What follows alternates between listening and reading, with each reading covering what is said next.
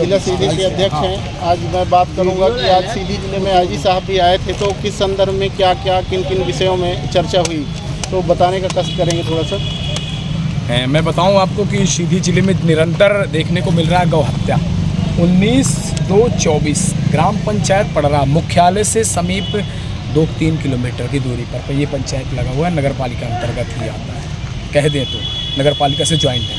और इस पंचायत अंतर्गत ये कहें कि यहाँ पे कुछ साकेत समुदाय के लोगों द्वारा, अपराधियों द्वारा जो है तो उन्होंने अंजाम दिया और गौमाता की हत्या की। गौमाता की बॉडी से 70 किलो मांस गायब था, तरह तरह की भ्रामक चीज़ें उन्होंने बयान दिया है। वो अनकम्फर्टेबल है कि यकीन नहीं होता कि उन्होंने जो बयान दिया कि 70 किलो मांस एक टीबी के मरीज को बीमारी के नाम पर बताया गया कि बीमार था, टीबी का मरीज़ था और उसको जो है तो गौमांस खिलाने के लिए ऐसा बड़ा गंदा कृत्य लगता है, बोलने पे भी बड़ा गंदा लग रहा है।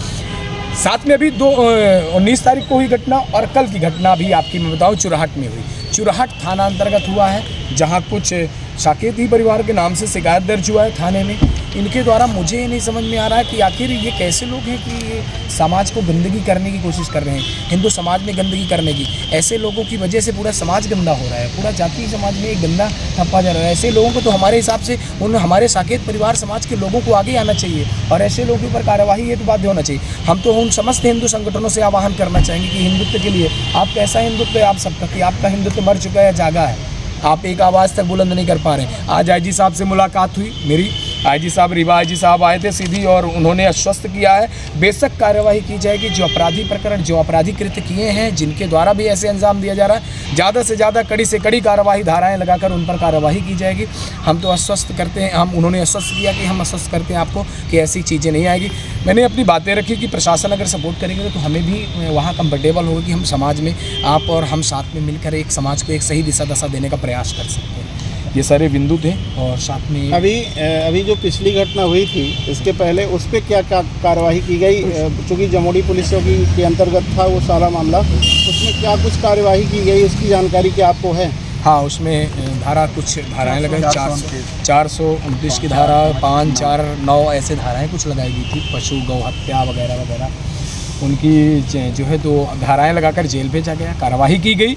लेकिन एक कार्रवाई होती मैंने देखा है कि सीधी जिले में हमारे कुछ अभी हमारे साथी कह रहे थे कि जैसे कि पेशाब कांड हो जाता है तो आप तो रासुका लगा देते हैं, लेकिन हमारे देश की 33 कोटि देवी देवता जिन गौमाताओं में वास करते हैं, तो क्या ऐसे अपराधियों को जो गौमाताओं की हत्या कर रहे हैं उन पर ये रासुका जैसी कार्रवाई नहीं हो सकती?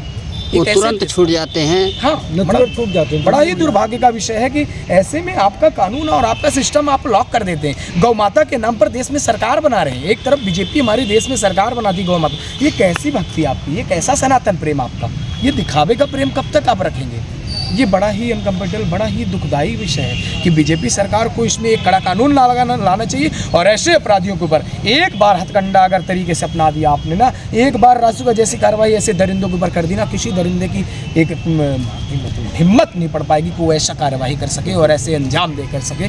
दुर्भाग्य का विषय है कि हम नहीं चाहते कि कोई अशांति फैले, लेकिन हम देखिए अपनी गौ माताओं के साथ ऐसा अत्याचार बर्दाश्त नहीं करेंगे। शिवसेना इस विषय को लेकर आगे भी लड़ती आई और लड़ती रहेगी। अगर निरंतर अपराधियों के ऊपर कार्रवाई नहीं हुआ, मुझे मुख्यालय घेरना पड़े, तालाबंदी करनी पड़े, किसी भी प्रकार से आर पार आंदोलन करना पड़े। हाल ही में आपने देखा होगा मैंने 500-700 गौ माताओं को लेकर स्ट्राइक किया था और इस स्ट्राइक को लेकर अगर आपको प्रशासन को लगता है आपको जो कार्रवाई करना है करते रहिए, हम तो पहले बता चुके हैं हमें डर नहीं है किसी चीज़ का। लेकिन आपका अगर ऐसा ही रवैया रहा, एक सम्मानपूर्वक अपराधियों को ऐसा सम्मान देंगे और कार्रवाई जो है सिर्फ खान पूर्ति के लिए करेंगे, यानी सिर्फ कागजी पूर्ति के लिए, हम इस पर शांत नहीं बैठेंगे। आपको कड़ा कदम उठाना पड़ेगा और कड़ी कार्रवाई करनी पड़ेगी।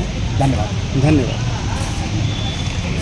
उसमें ये भी कहा गया कि अभी आज की डेट में ऐसा नहीं होना चाहिए। सरकार हमेशा जो है तो इस गौ मुद्दे को लेकर चुनाव लड़ती है और चुनाव में आगे आती है, और गौ सेवा और गौ रक्षा, जहाँ 33,000 कोटि देवी देवताओं का वास होता है, उन्हीं गौ माताओं की हत्या हो रही है और हत्या करके एक बीमारी के नाम से लोग गौ माता बलि चढ़ाई जा रही है।